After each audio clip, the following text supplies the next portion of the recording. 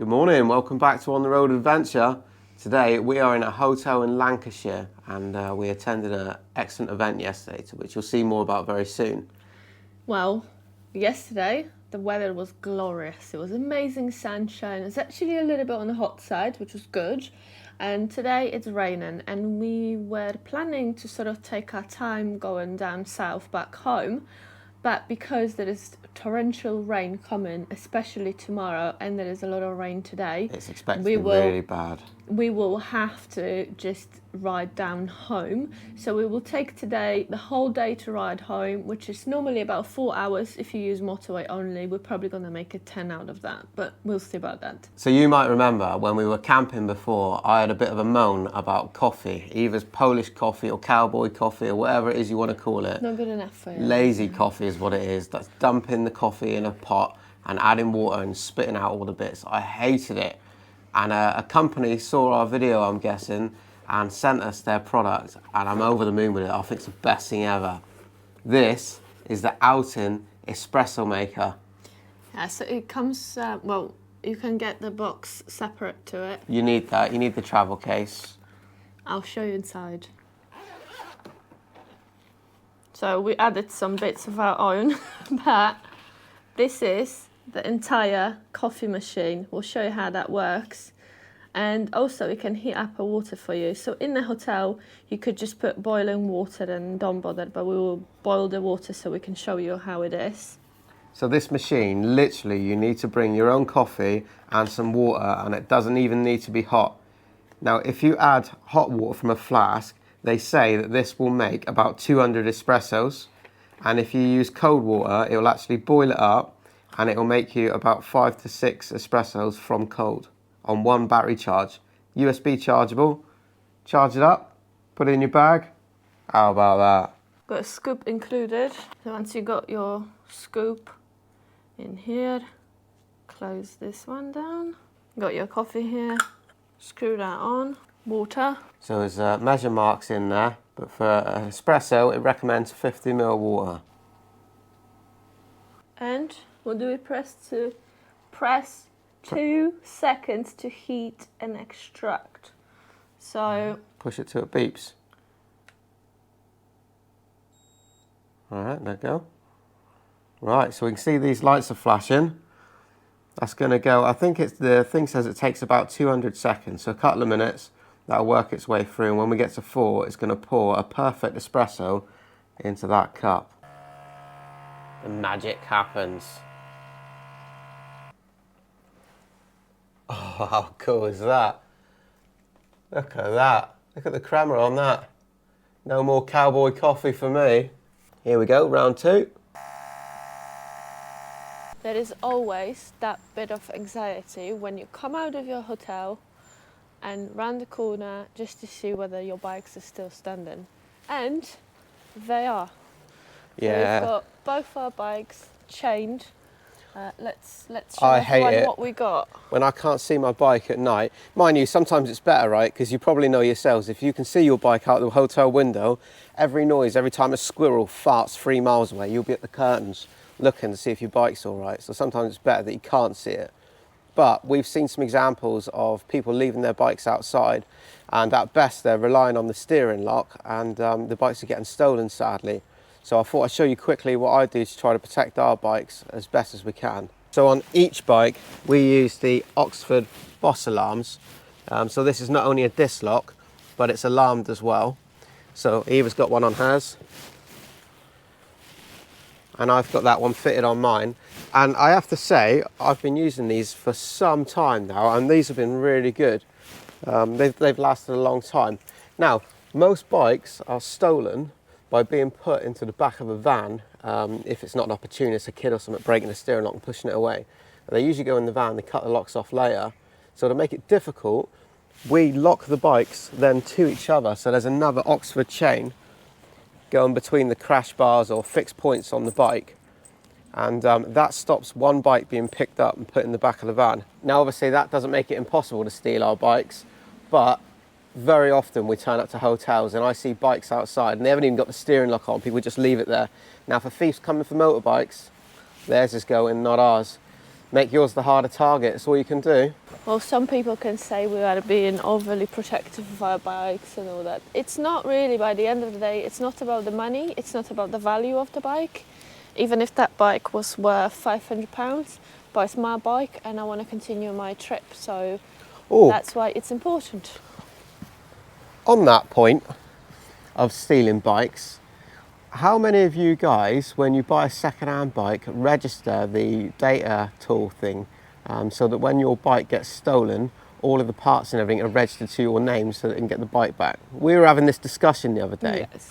Now, if your bike gets stolen and then it's recovered and the police bring it back to you in whatever its state it is that the thieving bastards left it in for you, your bike then surely goes down on the insurance as stolen recovered as a category N, so you lose the value on the bike. Correct me if I'm wrong. So for me, this means that if the bike gets stolen, I don't want it back. So if you put a tracker on the bike and somebody else has it for 3 months and they rag it round and pass it around between teenagers in the estate, and then eventually you get it back, I don't want it back. I don't want a tracker on the bike. I want the insurance to pay out and I want to get a new one. Let me know your thoughts on that.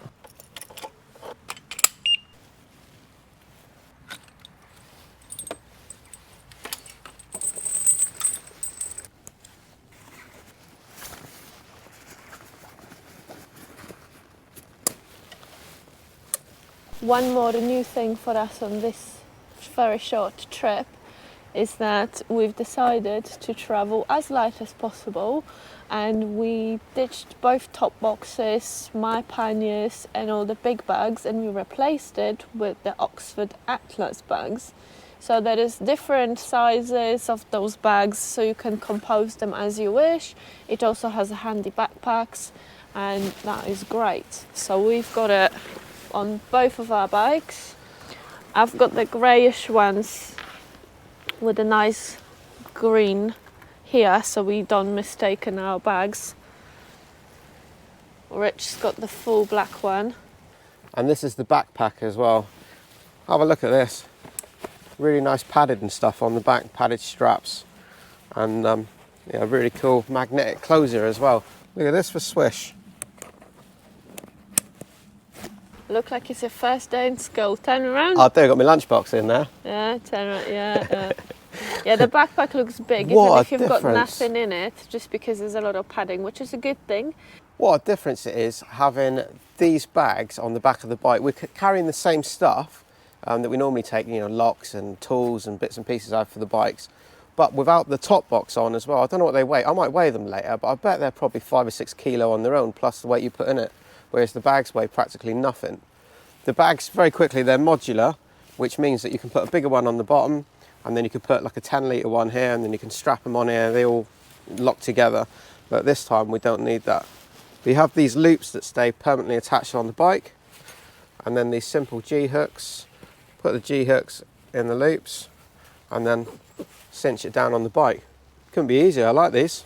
Right, on the bike's packed up, ready to go. It is cloudy. We've been warned about the weather coming. Feels like it was a mistake not putting waterproofs on. But we like taking chances, don't we? Yeah, maybe. So, here we go. Well, if we need to stop, we need to stop. Yeah, it's so tempting. We have been warned the weather's going to be bad today, and it's so tempting just to jump on the motorway and go the whole journey, but because we're a little way away from home, we want to try to see something that we can't see every day. So we want to go to a cafe or something that we've not seen before. We may live to regret that decision yet. Still, it could be worse. Over in Europe, there's been huge floods and things going on, and people having their whole entire lives washed away. So if we get wet on the way home, we haven't got it too bad, really, have we?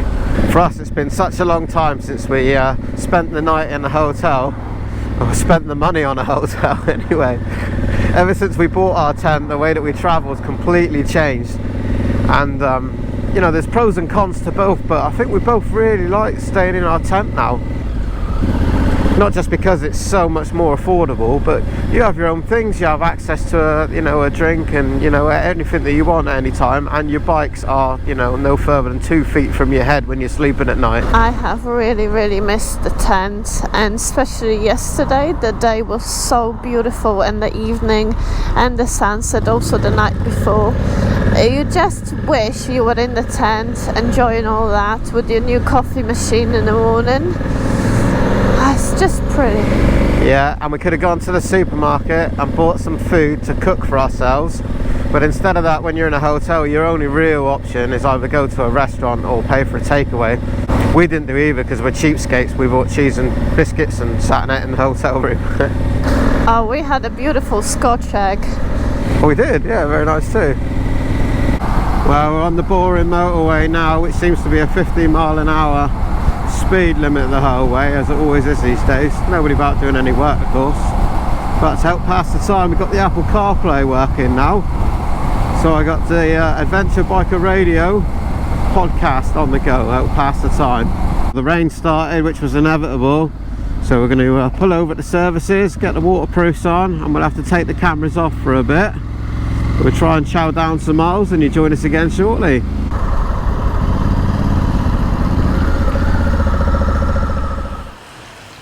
As you come into the small Newport, you can see there is a petrol station, and right next to it you've got Dragon Soul Bikers Cafe, and also they've got a workshop right next to it, which seems more like a Harley custom job.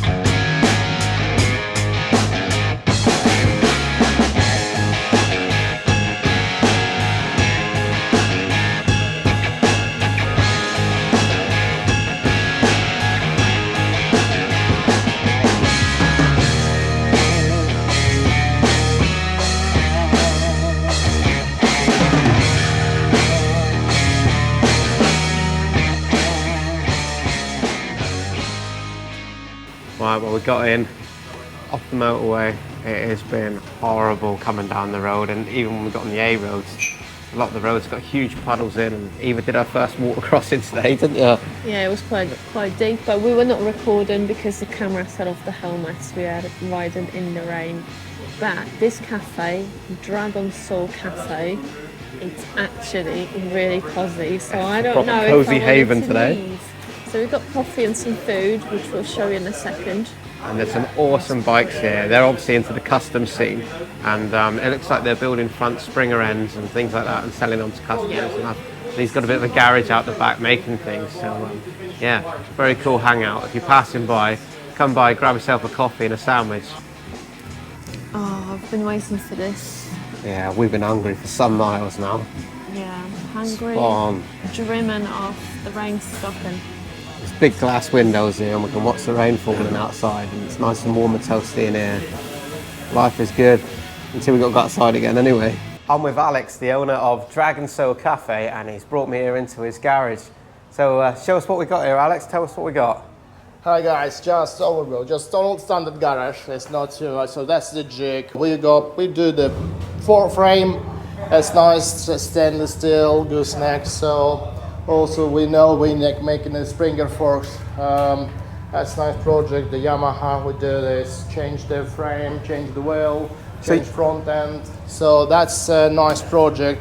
Are you building these all from scratch? Oh yes, then? Exactly. These always. are all your bikes? Yeah, always. It start from scratch, from drawings. I will say like from 3D model, and then we start to build, we draw.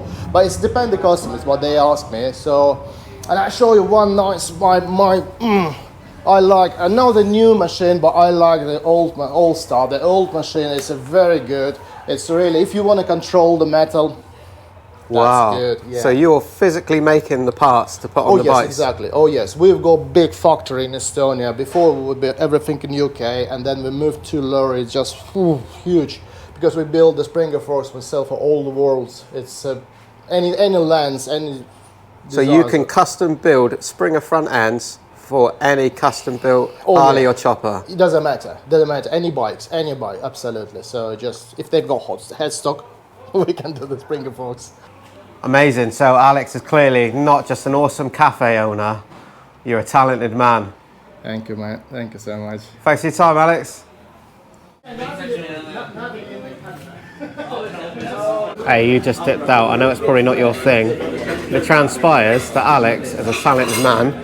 He's building choppers out the back from scratch, and he's got some metal making machines and lathes and bits and pieces out there. Yeah, he knows what he's doing. He's been custom building Springer front ends and forks for people all over the world, and got a huge factory and everything in Estonia. He's a top bloke He's the in the man custom to call world. if we need a Springer. Anyway, today there is weather warnings everywhere, and this place has been so busy, and the bikers are just keep coming. The cafe is pretty much full. We were really lucky to get seats. Yeah. So if you are passing by, you have to stop here. Dragon Soul. And Alex the owner is a top bloke as well, and he's very keen to show you all around the stuff that he's got at the back, and his skills. So yeah, if the custom culture is your thing, get yourself here. Okay, I finished my coffee, panini, and a cake.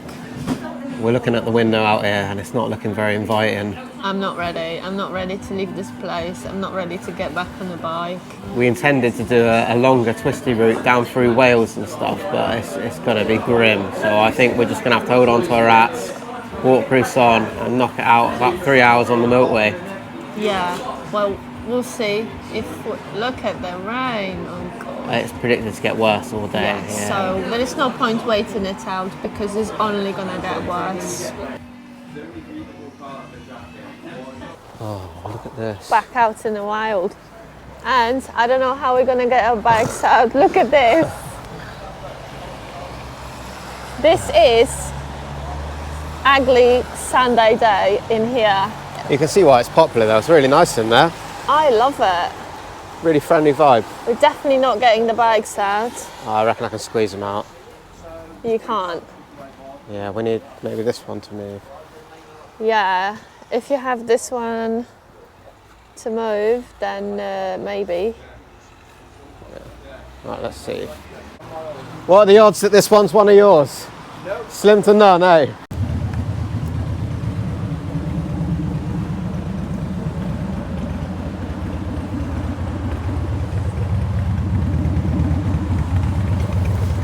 Think about it.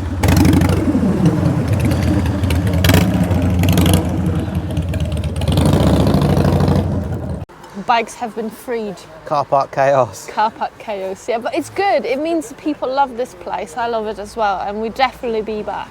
And with us bikers, nothing's ever a problem either. Geezer come out in the rain, moved his bike and had a smile on his face, quick chat, you know? That's what it's all about. Yeah. Right, let's get home, get out of the way of this rain. Yeah, we'll see you on the next stop, I guess, because we're not gonna put back the cameras. It's raining. Nothing to see anyway on the motorway. Yeah. Quick services stop, and it has not stopped raining since when we left the Dragon Soul. Yeah, we've done about 150 miles, I think, something like that in that stint. And it's just been pouring down the whole time. The spray off the cars on the motorway, you can't see anything. The road just looks really shiny the whole way. So, you know, we're looking out for big puddles and stuff, but it ain't going to get any better. Nope. It's not nice at all. But we added the nice services. Yeah. So let's have a quick stop.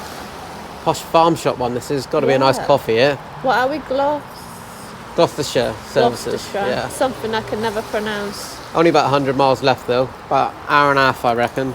Really? Something like that, yeah. This is actually quite posh, so Rich was not lying to me. Look at the nice pond just outside the restaurant with the services, and ducks are absolutely loving it. You can hear them quacking and I'm bathing. glad somebody loves it. Nice weather for ducks, eh? Do you know why this farm shop and services are so posh? No. This is Cotswolds. We're right on the edge of Yeah. Cotswolds, I guess, yeah. And I had a quick look in it, and I want to show everybody, these are the best Scotch eggs that I've seen. And the chocolate, oh my god. Butchers and everything there. Oh my, look at this. Look at this. What is all that? Fancy some eggs? Hot chocolate bomb. There's more chocolate over here. We have all of the pies. Wild boar sausage roll. Ploughman's Scotch egg. Which one's best? We already got one of those, so I'll take the other one. You sure? Yeah, we've got to try it all. That looks great. Arancini. Look at the quality of that meat. You ever seen a butcher's in a service station? No. I fancy that one day when we're camping. It's fine. Thank you, love. Ta. You can even get fresh turmeric in here. What's mine? Ploughman's. Eva's got a ploughman's one, cheese and pickle, an egg, and mine is a smoky Joe. I think she said smoked bacon or something. Yeah. I don't know. Right, it's okay. But the one we got in Morrison's the other day was better. It was. It had a soft centre. That was really good. It was better. And it was half the price. Yeah. Yeah, it was. Yeah, let's be honest about it. Well, what can you do when you're at the services and there's no other choice? Oh, I'd rather have this than a bloody Burger King or something, wouldn't you? Yeah, and Burger King will cost you like 10 quid for the burger anyway. At least this is something different. They should all do that. All the services should offer something different. Then you'd have an inclination to stop and go see what's there. Well, you're in Cotswolds now, so have some push. Look, we've been delaying the inevitable for ages. We've never spent so long in a service station.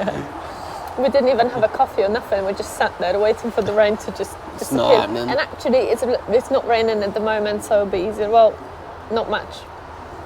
Right, eat this. We're going to get back on the road.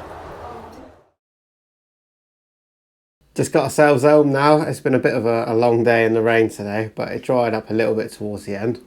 About 270 odd miles, I think, home, something like that. Yeah, it took us a few hours, but it wasn't too bad. Actually, the more south we got, the less rain it was, and then it didn't rain at all for the last 30 miles or so. So not too bad at all. Well, sorry we didn't get too much riding footage in today, but yeah, there's not much to see anyway. Most of it was motorway, but Still was an interesting day, and we're glad to have you with us. and that cafe was awesome. If you get a chance to go and see that one, I really recommend that one. Nice Definitely. guys. Right, well, thanks for joining us once again. We'll see you in the next one. Love you, bye. Love you, bye.